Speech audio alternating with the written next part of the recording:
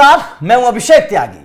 हरियाणा में बीजेपी ने इतिहास रच दिया। इतिहास इसलिए रच दिया क्योंकि पहली बार किसी पार्टी ने हरियाणा में हैट्रिक लगाई है, जीत की पहली बार। देखिए, बहुत बड़ी बात है बीजेपी के लिए, क्योंकि इस बार यह कहा जा रहा था कि एंटी कंबेंसी है। इस बार कई सारे मुद्दे थे, कई सारे मुद्दों को लेकर कांग्रेस अपने आप को बड़ी ताकतवर समझ रही थी। किसान आंदोलन की बात कर लीजिए, विनेश फोगाट के पहलवानों का मुद्दा समझ लीजिए, पहलवान जंतर मंतर पर आ जाते हैं, उनके नाराजगी की बात कर लीजिए, या फिर जाटों की नाराजगी की बात कर लीजिए। क्योंकि जिस तरीके से हरियाणा का पूरा चुनाव ये रहा, ऐसा जताया गया, कांग्रेस की तरफ से ऐसा बताने की कोशिश की गई कि भाई साहब ये चुनाव बीजेपी बुरी तरीके से हार रही है। लेकिन एक जिद ने इस चुनाव को बीजेपी को जिता दिया, और वो जिद थी पीएम मोदी की जिद। मोदी की एक जिद ने कह सकते हैं कि हरियाणा में एक लकीर खींच दी, आने वाले भविष्य के लिए एक तस्वीर बना दी, और ये बता दिया, साफ तौर पर संकेत दे दिए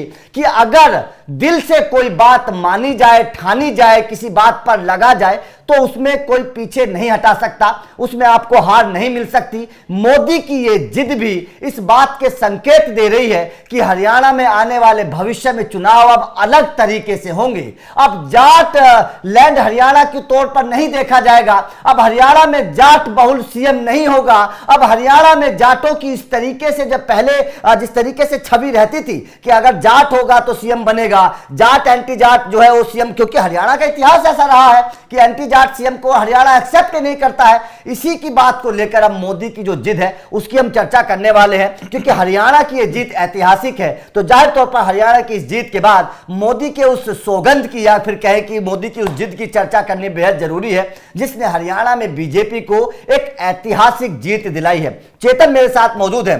चेतन, सबसे पहले बीजेपी की इस जीत को आप कैसे देख रहे हैं, उसके बाद में चर्चा करेंगे मोदी की उस जीत की। क्योंकि ये जीत, जब चुनाव हो रहे थे उस वक्त तमाम तरीके की मीडिया में खबरें चल रही थी कि एंटी जाट सीएम अगर बीजेपी बनाएगी तो बीजेपी हार जाएगी। लेकिन बीजेपी ने तो एंटी जाट सीएम से ही चुनाव जीत लिया, और वो भी बंपर बहुमत से जीता है। देखिए अभिषेक, बहुत बड़ी जीत है, क्योंकि ये जो जीत है बड़ी तो है ही, बम्पर तो है ही, लेकिन एक ऐसी जीत है जो सोची ही नहीं जा रही थी। बिल्कुल, क्योंकि जिस तरीके से हम पहले भी बातचीत कर रहे थे और डिस्कशन कर रहे थे कि भैया ये माहौल था कि बीजेपी कैसे आ गई। बीजेपी के जनता, जो साइलेंट वोटर्स हैं, उन्होंने कहीं ना कहीं अहम भूमिका इस चुनाव में निभाई, और उसके बाद जो बीजेपी है वो इतनी बड़ी बहुमत से पिछले चुनाव से ज्यादा सीटें लाकर इस बार जो है सरकार बनाने के लिए आगे बढ़ रही है। अब आप कहते हैं कि जाट, गैर जाट को बनाना और ओबीसी को खासकर मुख्यमंत्री बनाकर पेश कर देना जनता के सामने, और कह देना कि भैया आपका मन जो है हम वही कर रहे हैं, हम अपने आप से कुछ नहीं करते, ये प्रधानमंत्री नरेंद्र मोदी ने कहा। अब आप देखिए, ओबीसी चेहरा नायब सिंह सैनी, एक ऐसा मुख्यमंत्री जो ओबीसी समाज से आता है, और उसके बाद जनता के बीच में उसको छोड़ देना, उसको उतार देना। और नायब सिंह सैनी जब उपचुनाव जीते और उसके बाद मुख्यमंत्री पद पर वो बने रहे, और उसके बाद उनकी सीट बदल गई, तो भी बहुत सारे कयास लगाए जा रहे थे कि भैया ये कर क्या रही है बीजेपी। लेकिन आप देखिए अभिषेक, इससे पहले जब हम बात करें, चाहे वो राजस्थान की आप ले लीजिए, चाहे वो आप छत्तीसगढ़ की ले लीजिए, चाहे आप मध्य प्रदेश के ले लीजिए, पिछले साल 3 विधानसभा चुनाव हुए थे, और तीनों में जो एक्सपेरिमेंट बीजेपी ने किया वो कहीं ना कहीं बीजेपी को फायदा ही देके गया है। चाहे पहले फायदा देके गया हो या बाद में फायदा देके गया हो, आप मुख्यमंत्री बनाते हैं, फिर उप मुख्यमंत्री बनाते हैं, अलग, बिल्कुल अलग, सबके कयासों से बिल्कुल अलग, एक्सपेरिमेंट करना जानती है बीजेपी। देखिए चेतन, यहां पर एक बात बड़ी इंपॉर्टेंट है कि हरियाणा में जो कांग्रेस चुनाव लड़ रही थी जाटों का, क्योंकि आप हुड्डा की बात कर लीजिए, हुड्डा ने जो टिकट दिलाए वो भी मोस्टली ज्यादातर जाट लोगों को ही दिलाए। तो कांग्रेस के तो सीधा सीधा फंडा था कि वो जाट बहुल सीटों पर ज्यादा मतलब फोकस कर रही थी, और जाट को ही ज्यादा टिकट दे रही थी। और वो ऑब्वियसली बात भी है, क्योंकि हरियाणा में 25% के आसपास जाट है।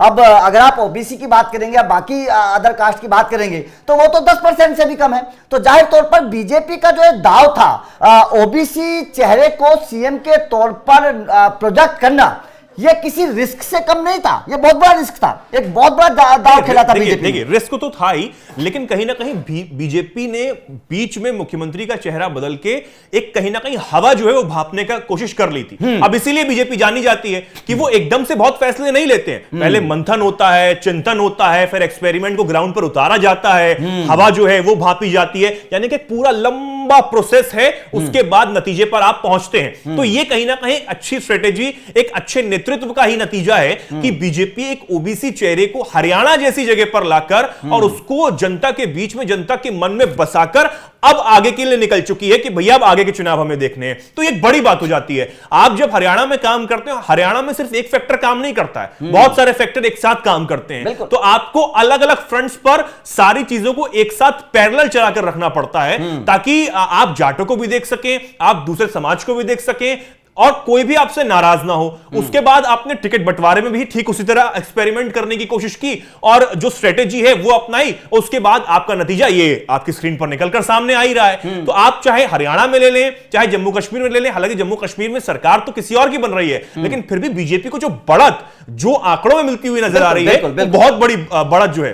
देखिए यहां पर चेतन, अगर मैं बीजेपी की जीत को आकलन करूं तो मुझे बहुत बड़ी ऐतिहासिक जीत ये क्यों नजर आ रही है? क्योंकि किसान आंदोलन बहुत बड़ा मुद्दा था।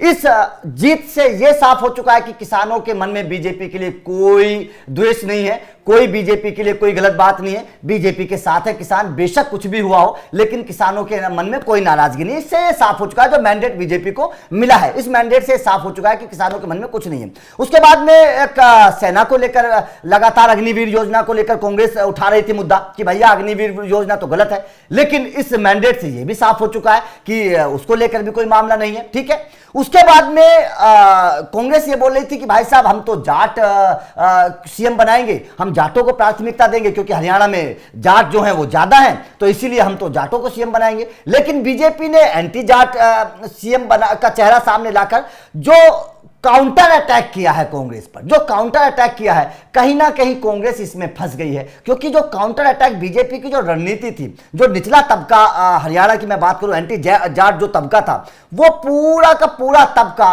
कहीं ना कहीं बीजेपी के पक्ष में आ गया। क्योंकि बीजेपी ने एक अलग लकीर खींचने की कोशिश की, एक अलग तस्वीर बनाने की कोशिश की है हरियाणा में। इसको आप किस तरीके से देख रहे हैं? नहीं देखिए, मैं वही कह रहा हूं, मैंने शुरुआत में यही कहा और मैं अभी भी यही कह रहा हूं कि जिस तरीके से बीजेपी काम कर रही है, चाहे वो ग्राउंड लेवल पर काम हो, लोकसभा चुनाव में नतीजे बहुत अलग रहे अभिषेक, इस बात को कोई दरकिनार नहीं कर सकता है। लेकिन फिर भी लोकसभा चुनाव के बाद जिस तरीके से, चाहे वो उपचुनाव हो, यूपी में भी उपचुनाव है, उसको लेकर जिस तरीके से बीजेपी काम कर रही है, वो ये समझ रही है कि भैया रणनीति हमने जो लोकसभा चुनाव में अपनाई, क्योंकि लोकसभा चुनाव का दायरा और विधानसभा चुनाव का दायरा अलग अलग होता है। लोकसभा चुनाव का दायरा बड़ा होता है, विधानसभा चुनाव का जो दायरा होता है वो छोटा होता है। उसमें आपको चीजें ज्यादा पास से नजर आती हैं। तो जब आप ग्राउंड लेवल पर उतरते हैं, और बीजेपी का नारा हमेशा से यही रहा है, अपने चाहे वो मंत्री हो या फिर जो उनके कैंडिडेट्स हो, उम्मीदवार हो, उनको सीधे तौर पर आप यही मीटिंग में बताते हैं कि आप कुछ मत करिए, आप बस जनता के बीच में रहिए, जनता के बीच में रहिए, जनता का मन पढ़िए, जनता की दिल की बात जानिए, बस। और आपको कुछ नहीं करना है, जो जनता कह रही है आपको वो करना है और जनता की सेवा करनी है। यही बात बीजेपी की नारा होता है, बीजेपी की मीटिंग्स में एजेंडा होता है, और इस बात को बीजेपी बखूबी जानती है। बीजेपी का सबसे बड़ी बात यह है कि आप जो हम बात कहते हैं कि एक लाइन एंड ऑर्डर में जो पार्टी चलती है, यानी कि ऊपर से अगर एक आदेश आता है तो उसको नीचे वाला नकारता नहीं है। अगर वह नकारना चाहता है तो अपनी बात जरूर रख देता है कि भैया अगर ऐसी ऐसी बात है, इन चीजों में क्या बदलाव हो सकता है। फिर आप एक और नया फॉर्मूला जब लेके आते हैं कि बूथ स्तर पर जाकर लोगों को काम करना है, हमारे कार्यकर्ताओं को काम करना है, तो आप समझिए बूथ स्तर पर जाकर इसका मतलब है आप जनता के बीच में सीधे जुड़े हुए हैं, जनता तक आप ज्यादातर पहुंच रहे हैं, चाहे वो किसी भी परिस्थिति में हो। तो सबसे बड़ी बात यह होती है कि आप किस माहौल को, जो शुरुआत में जो मीटिंग्स होती हैं या जो एजेंडा सेट होता है, उसमें आप किस तरीके का एजेंडा सेट करते हैं, किन लोगों को बुलाते हैं और कितना फायदा लेने की कोशिश करते हैं। आप ये नहीं कि सब कुछ हमारा हो जाए, ये भी एक बहुत बड़ी बात होती है कि सब कुछ नहीं चाहते हैं। आप चाहते हैं कि हमारी तरफ से ज्यादा लोगों को जो है वो फायदा मिल सके और ज्यादा से ज्यादा लोग हमसे जुड़े। तो ये अभियान चलाना हो, तमाम और चीजें हों, और बहुत सारी चीजें बीजेपी करती रहती है। तो नए एक्सपेरिमेंट जो है वो होते रहते हैं बीजेपी की तरफ से, और यही जो एक्सपेरिमेंट है, उसके बाद एक्सपेरिमेंट आपको करना कि मनोहर लाल खट्टर को निकालकर केंद्र की सत्ता में ला देना, केंद्र में जो है एक मंत्री पद दे देना। तो वो कहीं ना कहीं एक बड़ा फैक्टर जनता के मन में कुछ समझ आता है, क्योंकि आप भी ग्राउंड पे रहे हैं अभिषेक, और हरियाणा में आप गए तो कहीं ना कहीं जो फैक्टर्स निकलकर सामने आ रहे थे, जनता ने खुद बता दिया कि भैया आप क्या करना चाहते हैं, क्या समझाना चाहते हैं। तो ये बहुत बड़ी बात हो जाती है। देखिए बिल्कुल ये कहा जाता है ना बीजेपी के लिए कि हमेशा चुनाव मोड में बीजेपी रहती है। इससे ये बात पता चल जाती है कि रणनीतिक तौर पर बीजेपी का तोड़ किसी पार्टी के पास नहीं है। तो आप बीजेपी की इस जीत को किस तरीके से देखते हैं, मोदी की इस जिद को किस तरीके से देखते हैं? जिस तरीके से मोदी ने मतलब किसी भी दबाव में आने की बजाय अपना चेहरा नहीं बदला, उसी चेहरे पर गए, उसी तरीके से लोगों के बीच गए। आप इसे किस तरीके से देखते हैं कमेंट करके बताइएगा। वीडियो अच्छी लगी हो तो लाइक और शेयर जरूर कर दीजिए ताकि ज्यादा से ज्यादा लोगों तक पहुंचे, और चैनल को सब्सक्राइब कर लेना क्योंकि अपडेट लगातार मिलते रहेंगे। Thank you very much.